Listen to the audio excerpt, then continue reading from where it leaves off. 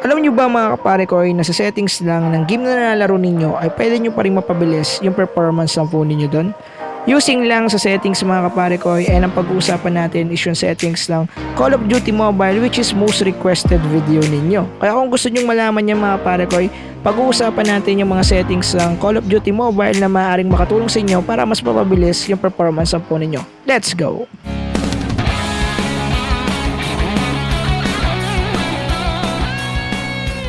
So dahil maraming nagtatanong sa akin na ano bang mas okay, yung script ba o kaya game booster or kaya yung natural settings lang ng game natin. So yun na nga yung pag-discuss natin for today mga parekoy. So para sa mga hindi nakakaalam, merong pinaka best way bukod sa scripting natin at saka sa game booster na gagamitin para sa mismong pagpapasmooth ng game natin. Lalo na yung mga graphics game like COD, Wild Rift o kaya ng Mobile Legends. So itong method ito mga parekoy applicable sa lahat ng game kasi lahat ng game ay may settings na ganito. Anyway mga parekoy, itong video natin, kapag ginawa ninyo itong settings optimization plus script natin o kaya yung ating game booster, mas maganda yung effect nito sa inyo. Lalo na kung gumagamit kayo ng script natin. So, ibig sabihin natin nasa 60% yung passing rate nito. Lalo na kung speaking of smoothness yung gagawin natin. So, ngayon tuturo ko sa inyo kung ano yung dapat yung gawing settings. Lalo na kay Call of Duty Mobile dahil siya yung isa sa pinakamagandang graphics game ngayon at sobrang bigat. Ngayon, simulan na natin. Punta na tayo ng settings yung mga kaparekoy. Okay, so para sa mga hindi nakakalam mga parekoy, meron dalawang reason kung bakit nagkakaroon ng FPS drop and syempre ng mga crashes sa game natin. Unang-unang reason is yung kakulangan sa RAM.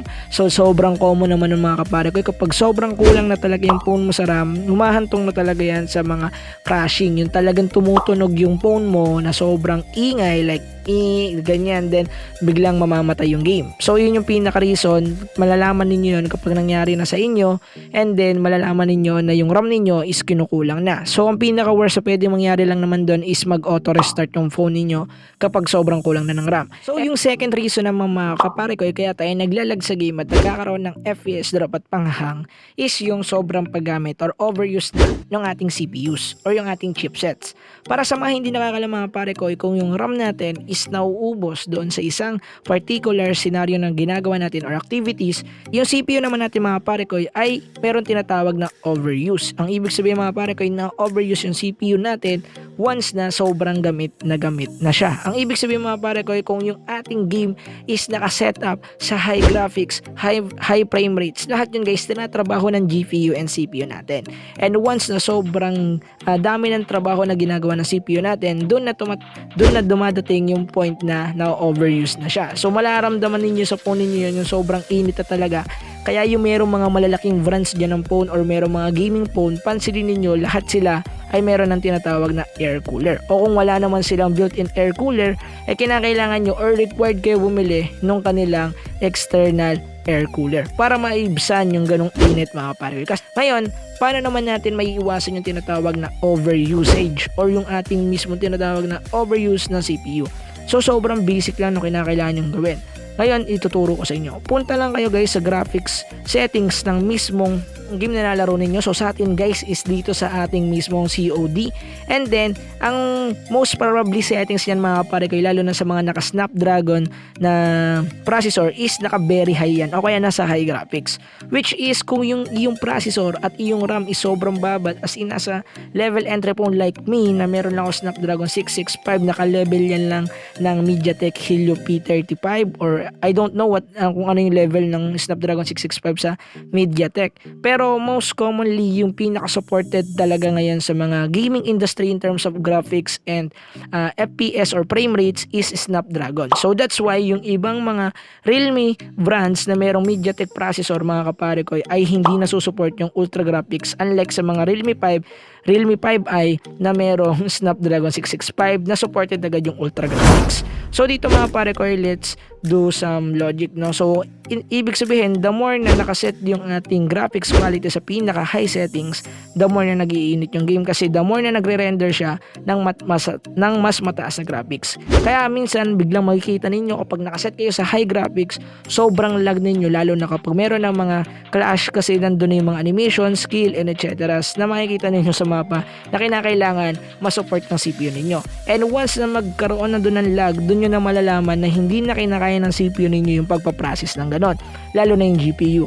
So ngayon, ang kinakailangan nyo lang gawin doon para hindi siya ma-overuse at hindi siya mabilis uminit, iset nyo lang siya guys sa pinaka-low o kaya sa medium. So para sa mga hindi nakakaalam, no, kapag ginawa natin yung proseso na ito mga kapare ko, yung graphics quality natin, napakalaki ng tulong nun sa CPU natin kasi maiibsa na yung isa niyang trabaho. So sa frame rate, wag na wag nang gagalawin o isiset niya sa pinakababa kasi maaari kayong magkaroon dyan ng mas mababang frame rate which is lagi siya tingnan. Pero okay lang din naman kasi iwas frame drop yun. Ang nagkakaroon lang naman ng frame dropping is kapag nakamax yung graphics or pag nakamax yung FPS mo, doon bigla siya bumagsak sa pinakamababang level. So doon nagkakaroon ng frame dropping. Pero kapag yan ay nakaset na sa pinaka low frame rate, hindi na siya magkakaroon ng frame dropping kasi naka low frame rate na siya. So naiintindihan nyo ba yung logic? So the more na nakaset siya sa pinakamataas, the more na kinakailangan niya ng mas malakas na power, the more na nai-stress yung CPU, the more na magkakaroon kayo ng tendency na mag-lag. So kung yung pinaka-priority nyo is quality, okay, so bayo kayong bahala kung gusto nyo siyang iset sa graphics quality na mataas. Pero kung kayo yung priority nyo is conveniency, syempre mas maganda na iset nyo na siya sa pinaka-low kasi wala namang kwenta yung high graphics kung lag ka, diba? I-gets nyo naman ako. So ngayon, tapos na natin i-discuss dito, na paliwanag ko na sa inyo mga pare ko yung pinaka the best na kailangan nyong gawin na settings sa mga game ninyo, which is ilalow nyo lang yung graphics, ganun lang ka-basic.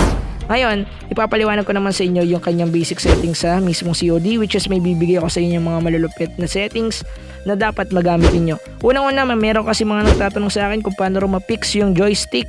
Okay, so click mo lang tong fix joystick sa taas. Okay, automatically kasi guys, yan ay naka-off. So kinakailangan nyo lang na i-on yan, lalo na kung kayo yung gumagamit ng full finger. So pag naka full finger kayo dyan na yung controller settings niyo kagaya ng akin, kung nakikita nyo yung akin. Kasi minsan kapag nakiklik mo yung fire, biglang gumagalaw din yung joystick ng move kaya hindi siya nakiklik. So nangyayari din sa akin yun. So kailangan nyo lang i-turn on yung fix joystick. Tapos doon next naman is i-on nyo rin guys itong tinatawag na perspective teammate, kasi makikita nyo dyan yung parang blue na wall, para ka naka wall hack, pero hindi naman siya talaga literally hack kasi sa Valorant ganon din yung design nun. So parang ina-play lang nila ngayon sa mismong Call of Duty, which is napakagandang effect kasi napakadaming information na makikita mo, lalo na kung tumatambay ka lang sa isang gilid, nag-aantay ng kalaban, then makikita mo yung teammate mo na bumabaril dun sa bandang part ng mapa, ibig sabihin malalaman mo may kalaban doon. Gets ba ako? Okay. So next naman mga pare ko is yung ating aim assist. Basically hindi kasi ito naka-turn on, lalo na nagkaroon ng major update na umabot na ng season 6. So kung hindi ito naka-turn on sa inyo guys, i-turn on nyo siya. Napakagandang settings niyan. Next naman mga kapare ko is yung tinatawag na yung slide. Okay, so tap crouch while sprinting. So dito mga pare ko dapat dalawang settings na magkasabay. Click nyo lang tong dalawang to, okay? Itong always sprint kasi para sa mga hindi nakakakalan, dapat naka-sprint ka o tumatakbo ka bago ka makapag-slide kapag kinilik mo yung crouch. So yun nakalagay dito. So dapat ito, kung naka-on yan, dapat naka-on din tong always sprint para gada move mo, always kang tumatakbo, lalo na kung isa kang sniper user like me o kaya shotgun. Kapag bigla kang tumakbo dyan, din nag-slide, mas mabilis ka makapag cancel yung slide cancelling. Napakabilis gawin, mas malaki yung mobility na madadagdag sa'yo, lalo na kung ganun ka maglaro. So mas maraming agility, mas maganda. Anyway, yan yung mga settings sa kinakailangan yung i-turn on, and yung pinaliwanag ko kanina about sa graphics quality, dapat guys sundin nyo yun. I-apply nyo yun sa lahat ng game na nalaro ninyo, mapa Mobile Legends, Wild Rift or COD man yan.